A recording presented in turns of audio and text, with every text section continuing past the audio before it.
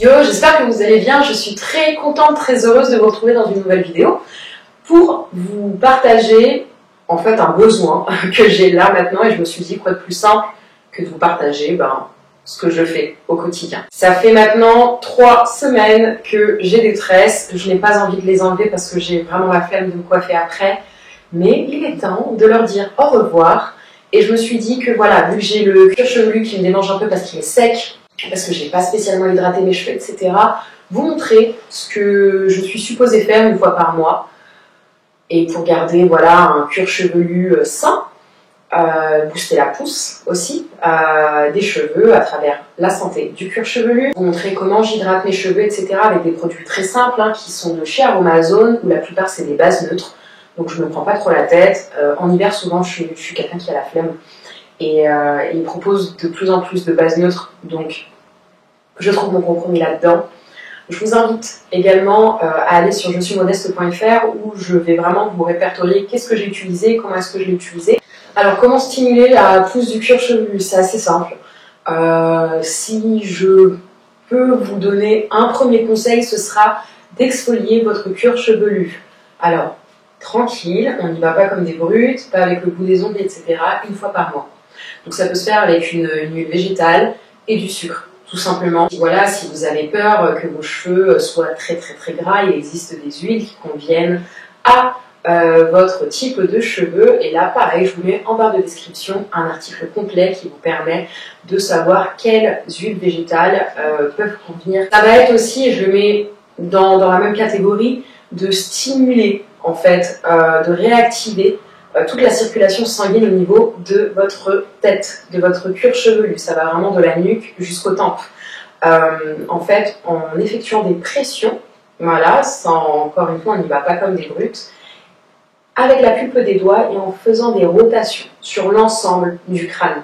C'est un conseil qui est très simple, que vous pouvez faire à tout moment de la journée en réalité, mais de prendre le temps de le faire, vraiment ça peut vraiment vous aider. Une des autres astuces que j'ai, c'est de laver vos cheveux. Alors tout va dépendre de votre type de cheveux. Moi je suis quelqu'un qui va me laver les cheveux une fois par mois, une fois et demie. Vraiment je fais quand je le ressens, etc. Et des fois ça peut être avec un après-shampoing qui est un lavant très doux, et de temps en temps j'ai besoin d'un shampoing. Et en fait je vais donc utiliser un shampoing doux qui va respecter mon cuir chevelu au niveau du pH, etc. Je fais très attention à la composition, mais là Aromazone vous propose une base neutre qui est vraiment top pour tous les types de cheveux et après vous l'agrémentez selon vos besoins. Et pourquoi pas justement, vu qu'on peut l'agrémenter, utiliser soit une huile essentielle, voilà, pour stimuler dynamiser la pousse des cheveux ou toute autre chose. Si votre but c'est pas la pousse des cheveux, ça peut être éviter que vos cheveux regressent trop vite, ça peut être d'hydrater, ça peut être de nourrir, ça peut être de fortifier, ça peut être de gainer vos cheveux. Vous avez vraiment un très grand éventail de possibilités avec une base neutre. Une autre astuce qui ne va pas faire plaisir à grand monde, c'est un dernier rinçage à l'eau froide. Voilà, l'eau froide, ça va en fait fermer les cailles de vos cheveux, faire briller vos cheveux, etc. C'est ce qui va permettre en réalité de vraiment fermer les cuticules des cheveux et de bien rester dans la fibre capillaire. Mais il existe aussi, si vous voulez agrémenter, si vous voulez des propriétés, des hydrolats, comme baie de Saint-Thomas, qui est idéal pour le cuir chevelu. Vous avez également des vinaigres qui sont à diluer avec une eau. Vous avez le vinaigre de framboise, vous avez le vinaigre de cidre, vous avez le vinaigre d'hibiscus. Il en existe plein et celui que j'ai là, c'est le vinaigre naturel de fleur de coco qui apporte bien ses douceurs. Il en existe vraiment plein. Et ensuite, un conseil de base qu'on ne cessera de répéter, nourrissez-vous correctement, buvez suffisamment d'eau par jour, tout passe par l'intérieur. Ce qu'on fait à l'extérieur, c'est un petit coup de boost, petit coup de boost, mais ce n'est rien, absolument rien, face à ce que vous consommez, les aliments. Bien évidemment, il y a plein d'autres paramètres qui sont des paramètres génétiques, donc ce qu'on va vous transmettre, mais aussi des éléments extérieurs comme le climat, l'environnement, le stress. Toutes ces choses vont avoir une influence en fait sur vos cheveux. Mais on va essayer de faire au mieux. Maintenant qu'à titre vraiment informatif et par voie orale, je vous ai transmis les quelques tips, je vais prendre ma caméra avec moi et vous montrer les étapes, vraiment les étapes cruciales qui ont composé tout ça, en commençant par défaire mes rajouts et aller jusqu'à vraiment retrouver mes cheveux complètement naturels, bien hydratés, bien soignés. Il est possible que vous voyez une différence au niveau de la couleur de l'espace, c'est normal. Là, on est en plein après-midi, il fait jour, mais je pense que j'aurai terminé dans la soirée. Donc voilà, donc s'il vous plaît, n'en tenez pas rigueur. Et j'espère que cette vidéo pourra vous apporter plein d'alternatives. N'hésitez pas à me le faire savoir en commentaire, ça me fait toujours extrêmement plaisir. Je vous laisse avec la vidéo, profitez bien, prenez un petit thé et kiffez. Ciao!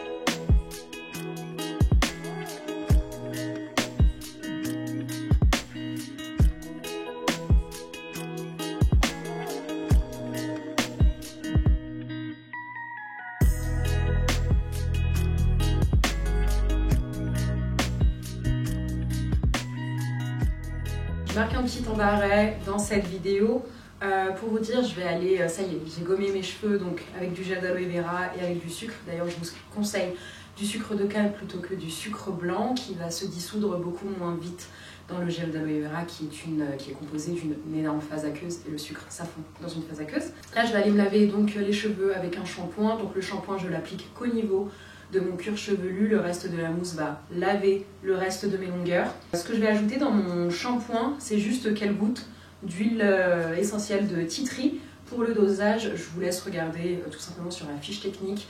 Vous avez par exemple pour 100 ml, pour 200 ml, etc. combien de gouttes vous devez ajouter. C'est très simple. Parce que vous dire ça comme ça à titre indicatif, ce n'est pas possible étant donné que ça va dépendre de votre dose de shampoing que vous allez utiliser. Une fois que j'aurai lavé mes cheveux, ce que je vais faire, c'est que je vais faire, comme je vous le disais, un rinçage avec de l'eau froide. Donc je vais mélanger 10% de vinaigre de fleur de coco et je crois qu'il me reste un petit peu de vinaigre de cidre. Donc je vais en mettre 10% dans mon eau, je pense que je vais faire 1 litre. Je vais mettre aussi un petit peu d'hydrolat B Saint-Thomas qui est juste idéal pour le cuir chevelu, qui est idéal pour les chutes de cheveux, etc. Et là, même si j'ai bien été tressée, etc., ça a quand même fait un petit peu de traction sur mes racines, sur mes cheveux. Du coup, je vais en prendre soin, je vais les chouchouter. Voilà ce que je vais faire. Donc, je vais revenir avec les cheveux lavés et avec ces soins-là dans les cheveux. Et après, on revient pour la partie hydratation, nutrition, comment sceller tout ça pour que ça reste dans les cheveux et pouvoir se coiffer comme d'hab. Donc, on reprend la vidéo et on reprend la vidéo.